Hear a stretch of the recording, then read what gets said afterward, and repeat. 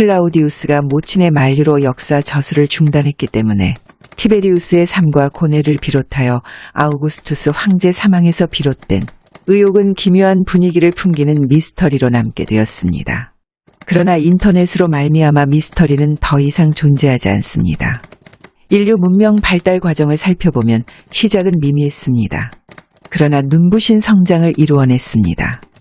가문 끝에 내린 단비처럼 시대 표적과 사회적 요구에 따라 번영을 기약하는 길조와 불행의 전조가 함께 나타나곤 했습니다. 로마에는 그리스와 같은 아카데미, 학당이 없었습니다. 공교육이 존재하지 않았습니다. 모든 교육은 가장과 가족들 몫이었습니다. 클라우디우스 모친 안토니아 경우처럼 많은 아이들을 양육하면서 가정교사를 두곤 했습니다. 그래서 그리스 아테네 학당과 이집트 무세이온을 문명의 요람이라고 합니다. 그 다음에는 겨자씨 비유로 문명세계를 말한 예수의 비유적 시대, 중세 암흑 속에서 창조적 발상을 가꾸어 썼던 레오나르도 다빈치 코덱스적 시대, 르네상스 계몽주의 드니 디드로 백과전서 시대, 그 다음으로 과학 문명의 총아 인터넷 시대로 발전했습니다. 인터넷이라는 거인의 어깨 위에 올라서면 남들보다 더 멀리 볼 수 있게 해줄 뿐만 아니라 문명시대 여명기 로마에서 무슨 일이 어떻게 돌아갔는지 알 수 있게 해줍니다. 문명에 대해서 남다른 관심을 보였던 카이사르는 허망하게 죽임을 당한 폼페이우스 살해범들을 응징하려고 이집트에 갔다가 돌아오면서 인류가 만든 달력 중에서 가장 지성적인 이집트 달력을 도입하고 기원전 45년을 문명 원년으로 율리우스력을 선포했습니다. 그런 다음 마르쿠스 테렌티우스 바로를 도서관장으로 임명했지만 카이사르 암살로 말미암아 도서관이 건설되지 못했습니다.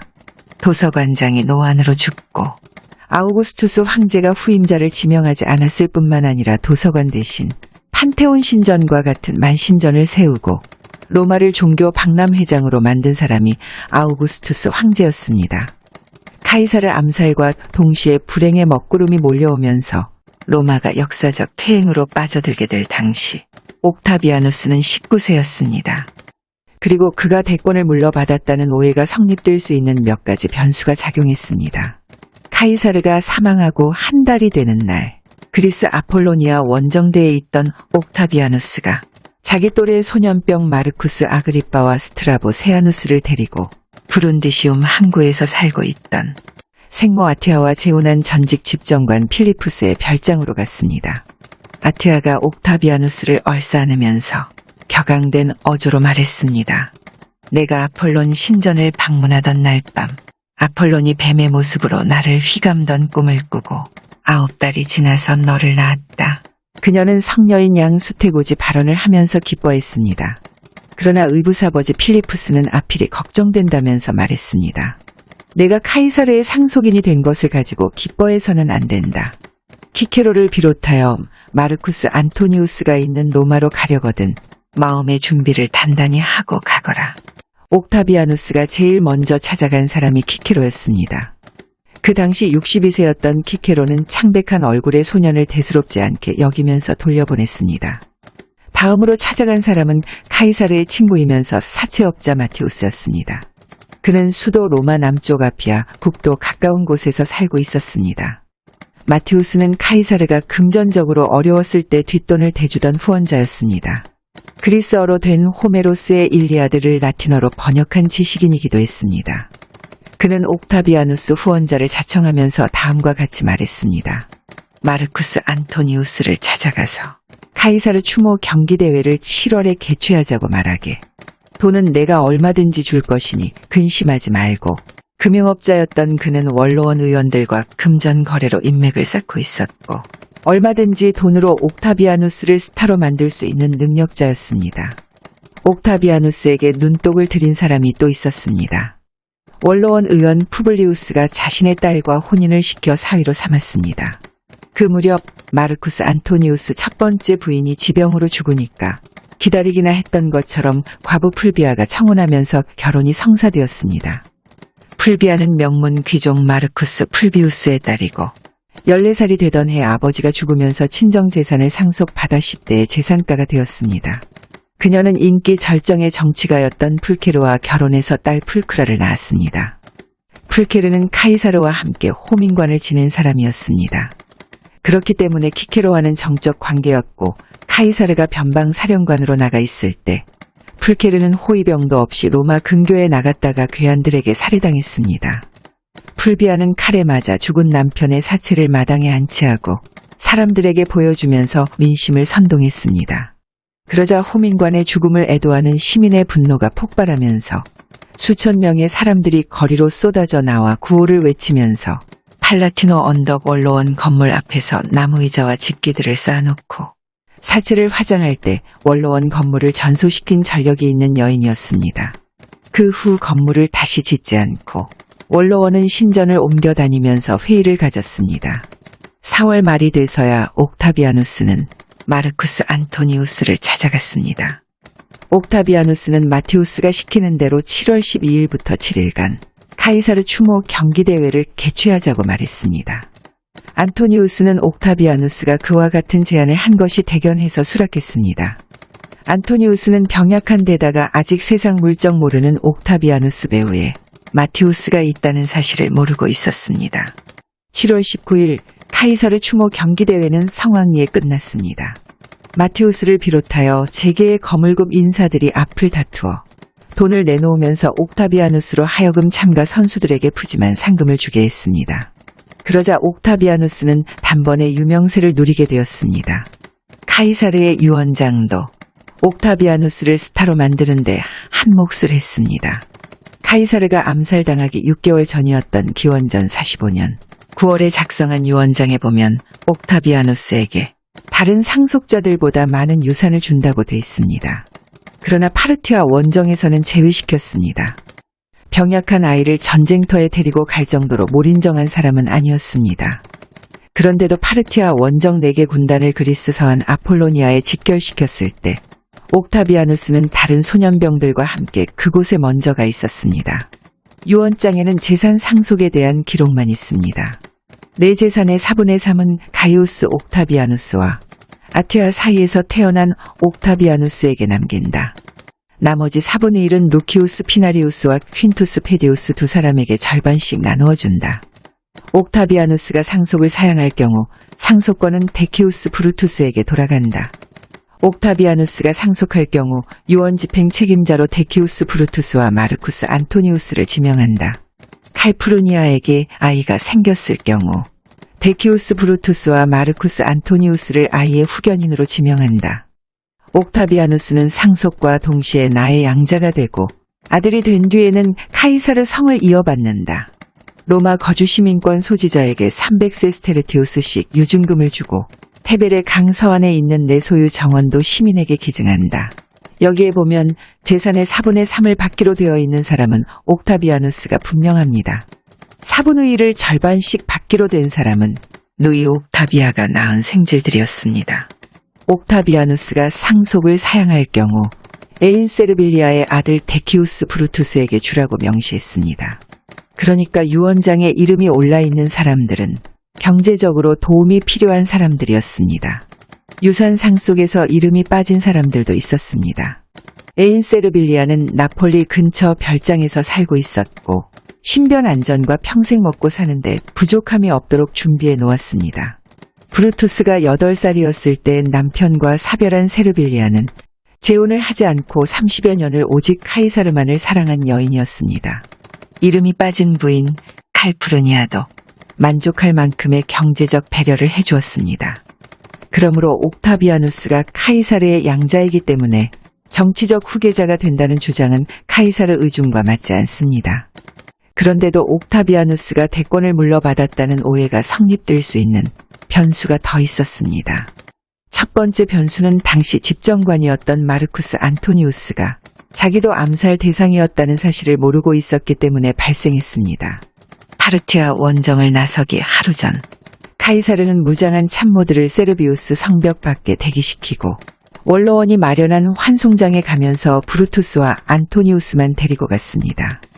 환송장에서 기다리고 있던 살인자들은 혈기왕성한 데다가 기골이 장대하고 용감무쌍한 안토니우스를 카이사르로부터 떼어놓으려고 지병을 앓고 있는 부인이 급히 오란다는 거짓말을 전했습니다. 안토니우스가 머뭇거리니까 카이사르가 다녀오라고 했습니다. 카이사르는 코앞에 닥친 위험을 눈치채지 못했습니다. 그 해의 집정관이었던 안토니우스도 자기가 암살 대상이었다는 사실을 모르고 사태 수습에만 전념하면서 암살자 전원에게 관용과 포용의 수혜자가 되게 한 실수를 범했습니다. 그리고 옥타비아누스가 집정관이 될 수 있도록 카이사르 후임 집정관 보궐선거를 하면서 40세 이상이어야 입후보할 수 있는데도 불구하고 21년이나 부족한 옥타비아누스를 추대해서 집정관에 당선시켰습니다. 키케로가 부정선거라면서 안토니우스를 고발했지만 원로원에서는 들은 척도 하지 않았습니다. 집정관에 당선된 옥타비아누스는 정식으로 카이사르 가문의 양자로 입적했습니다. 공식 명칭으로 가이우스 율리우스 카이사르 옥타비아누스로 확정되었습니다. 10월 중순 카이사르가 파르티아 원정을 하려고 직결시켰던 4개 군단 병력이 아폴로니아에서 브룬디시움 항구로 되돌아왔습니다. 옥타비아누스가 한 걸음에 달려갔습니다. 그를 본 장병들은 소년병이 하루아침에 집정관이 된 것에 놀라 함성을 지르면서 충성을 맹세했습니다. 마르쿠스 안토니우스는 11월 내내 갈리아 속주 블로냐에 가 있었습니다. 그곳으로 찾아간 옥타비아누스는 자기와 안토니우스 그리고 레피두스 3사람의 공조체제를 만들자고 제안했습니다. 동의를 받아낸 옥타비아누스가 3인체제의 통치권을 5년 기한으로 원로원 승인도 받았습니다. 이 또한 마티우스를 비롯하여 원로원 보수 세력들이 만든 각본이었습니다. 12월 20일 안토니우스를 겨냥한 키케로의 탄핵 연설이 절정에 달했습니다. 키케로는 죽기까지 14번에 걸쳐 안토니우스를 제거하자는 연설을 했습니다.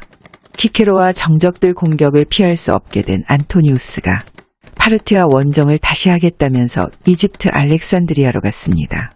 두 번째 변수는 카이사르 암살 주범이었던 브루투스와 카시우스 때문에 발생했습니다. 마케도니아 총독이었던 브루투스와 시리아 총독 카시우스는 카이사르 암살 주범이었던 자신들을 원로원이 무시하고 옥타비아누스에게 충성을 맹세하니까 기원전 42년 2월 말 연합군을 편성하고 로마로 진격했습니다. 당시 41세였던 안토니우스와 21세였던 옥타비아누스 그리고 카시우스와 브루투스 4사람이 필리피 평원에서 마주쳤습니다. 4사람은 두 패로 나뉘어 싸웠습니다. 전투는 예상보다 빨리 끝났습니다. 카시우스는 안토니우스에게 죽임을 당했고 옥타비아누스는 브루투스에게 쫓기고 있었습니다.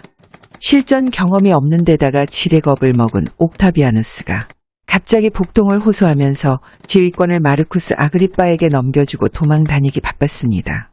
지휘권을 넘겨받은 아그리빠도 실전 경험이 없어서 쫓기고 있었습니다. 이를 발견한 안토니우스가 달려가서 구해주었습니다. 전세가 불리하자 브루투스는 스스로 목숨을 끊었습니다. 필리피 전투는 안토니우스의 일방적인 승리로 끝났습니다. 이때 도망 다니기 바빴던 옥타비아누스의 말고삐를 잡고 안전지대로 피신시킨 병사가 마이케나스였습니다. 그 후 옥타비아누스는 마이케나스를 생명의 은인으로 여기게 되었고 책사가 된 마이케나스는 호라티우스와 함께 공화정을 제정로마로 바꾸어 놓았습니다. 세 번째 변수는 풀비아 때문에 발생했습니다. 안토니우스는 이집트 알렉산드리아로 가기 전 원로원의 지원군을 보내달라고 말한 바 있었습니다. 부자였던 풀비아가 시동생 루키우스 안토니우스에게 용병부대를 만들게 하고 테벨의 강상류 페루자에서 용병부대 결성식이 있었습니다. 그런데 카이사르 암살이 있고 21개월이 지난 12월 7일 이탈리아 남부 아스툴라의 자기 별장에 있던 키케로가 소속을 알 수 없는 병사들에게 살해당했습니다. 그의 나이 63세였고 누군가가 키케로의 머리와 오른손을 포로 로마노 광장에 휴수했습니다. 풀비아가 달려가서 자신의 머리핀을 뽑아 죽은 키케로 혀에 꽂으면서 살아서 혀로 먹고 살더니 죽어서도 혀가 고생이라면서 조롱했습니다.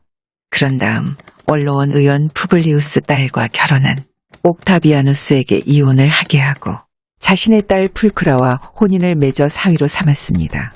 그러자 누군가가 옥타비아누스에게 이혼을 하게 해서 신부를 돌려보냈습니다. 딸이 이혼당하니까 풀비아가 앙심을 품고 시동생에게 옥타비아누스를 죽이고 안토니우스에게 가라고 했습니다. 시동생이 지시를 따르지 않고 용병 부대를 해산하고 종적을 감추어 버렸습니다. 옥타비아누스를 죽이려다가 쫓기는 신세가 된 풀비아는 파르티아 접경 지역 포이니키아까지 진군한 안토니우스에게 빨리 집으로 와 달라는 눈물 어린 편지를 보냈습니다. 편지를 받고 안토니우스가 파르티아 원정을 중단하고 급히 돌아오고 있었습니다. 풀비아는 다급한 나머지 동방으로 가다가 길이 엇갈리면서 병사했습니다.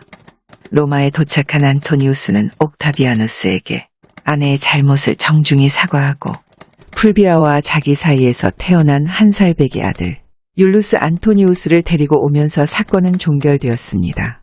그 무렵 옥타비아누스와 폼페이우스의 외손녀 스크리보니아와 결혼했습니다. 그의 나이 24세였고 신부는 연상의 여인이었습니다. 그녀의 몸에서 율리아가 태어났습니다. 다음 해 옥타비아누스는 부인과 이혼하고 임신한 유부녀 리비아와 재혼했습니다. 그 당시 리비아는 20세였습니다. 기골이 장대하고 남자답게 생긴 안토니우스를 흠모한 여인이 있었습니다. 옥타비아누스의 손이 누이 옥타비아였습니다. 그녀의 청혼으로 결혼이 성사되었습니다. 안토니우스는 재혼을 했으면서도 한가롭게 로마에 있을 입장이 아니었습니다. 다시 파르티아 원정을 하겠다면서 로마를 떠났습니다. 부인 옥타비아가 따라 나섰다가 그리스의 아테네에서 쌍둥이 자매를 출산했습니다. 그중 한 아이가 자라서 드루수스와 결혼한 안토니아입니다. 네 번째 변수는 마르쿠스 안토니우스를 파멸시킨 악티움 해전 음모였습니다. 옥타비아누스는 원로원으로부터 로마군 최고사령관으로 선출되고 파르티아 원정을 지원하는 모양새를 갖춘 다음 병력을 이끌고 그리스에 도착했습니다. 정치적 음모가 진행 중인 사실을 모르고 안토니우스는 수송선단을 악티움 고지로 보냈습니다. 그보다 조금 앞서 옥타비아가 풀비아와 마찬가지로 남편에게 주려고 군자금과 2,000명의 용병을 모집하고 용병을 직접 주려고 길을 나섰습니다. 용병을 거느리고 먼 길을 달려온 옥타비아는 현지에 도착해서야 자신이 공연한 짓을 했다는 사실을 알게 되었습니다. 옥타비아누스는 안토니우스가 보낸 수송선단을 되돌려 보내면서 누이가 군자금과 병력을 가지고 왔는데 자기가 못 가게 막았다는 얘기를 흘렸습니다. 이 소식을 전해 들은 안토니우스가 그제야 옥타비아누스가 딴 생각을 하고 있다는 사실을 알아차렸습니다. 안토니우스는 부인 옥타비아에게 빨리 로마로 돌아가라는 편지를 보냈습니다. 그런 다음 옥타비아누스가 있는 악티움으로 갔습니다. 전술면에서도 옥타비아누스는 상대가 되지 않았고 안토니우스가 옥타비아누스를 격파하는 장면을 보려고 클레오파트라가 자신의 호위 병사들을 거느리고 따라 나섰습니다. 9월 2일 안토니우스가 그리스 북서부 아카르나니아 지방의 아르타만 입구 악티움 곳 입구에 도착했습니다. 북풍이 불긴 했어도 쾌청한 날씨였습니다. 안토니우스는 지상전에서 끝장을 볼 생각이었습니다. 그런데 어디선가 북소리가 들려왔고 소형 전함 수십 척이 빠른 속력으로 달려왔습니다. 소형 전함을 지휘하는 사령관은 마르쿠스 아그리빠였습니다. 여러 척의 소형 전함이 덩치가 큰 수송선을 공격했습니다. 전함에는 함팍스라는 병기가 실려 있었습니다. 불을 붙인 여러 개의 화살을 동시에 쏘아 상대편 배에 화재를 일으키는 무기였습니다. 전함 앞부분은 철갑으로 되어 있었습니다. 불화살을 쏘아대면서 선체가 큰 수송선 옆구리를 전함들이 들이받으면서 공격했습니다. 예상하지 못했던 해전에 휘말리게 된 안토니우스는 고전을 면치 못했습니다. 클레오파트라는 전투에 참가하려고 온 것이 아니었었기 때문에 지레 겁을 먹고 뱃머리를 돌려 도망갔습니다. 그 모습을 보면서 안토니우스 병사들 사기가 급격히 떨어졌습니다. 육지에 숨어있던 옥타비아누스의 지상군도 함성을 지르면서 해안을 봉쇄했습니다. 안토니우스는 육지에도 오를 수 없게 되었습니다. 옥타비아누스를 얕잡아 본 게 화근이었습니다. 용감무쌍한 안토니우스도 배에 갇혀있는 몸으로는 어찌해 볼 도리가 없었습니다. 속수무책으로 당하기만 하다가 이집트로 되돌아가서 스스로 목숨을 끊었습니다. 구경 삼아 따라갔던 클레오파트라도 함께 자살했습니다. 수도 로마에 돌아온 옥타비아누스는 원로원으로부터 내전을 종식시킨 위대한 영웅으로 추대되었습니다. 원로원으로부터 아우구스투스 전엄자 임페라토르 황제, 프린켑스 1인자 3개의 칭호를 동시에 받았습니다.